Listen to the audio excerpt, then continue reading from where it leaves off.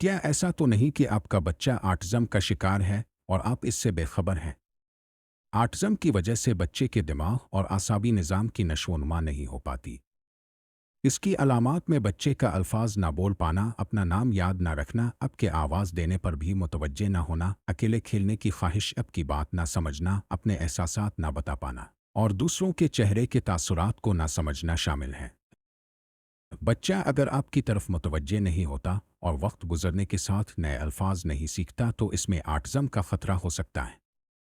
اس کی علامات 1 سے 3 سال کی عمر میں ظاہر ہونا شروع ہو جاتی ہے۔ آٹزم اور بچوں کی ویکسینیشن کا آپس میں کوئی تعلق نہیں ہے۔ 2020 میں شائع ہونے والی ایک ریسرچ کے مطابق اس وقت پاکستان میں 3.5 لاکھ بچوں میں آٹزم کی تشخیص ہو چکی تھی۔ تو آئیں آٹزم کے متعلق آگاہی پھیلائیں اور ان والدین کی مدد کریں جن کے بچے آٹزم کا شکار ہو چکے ہیں۔ مزید معلومات جاننے کے لیے مشورہ کو فالو کریں۔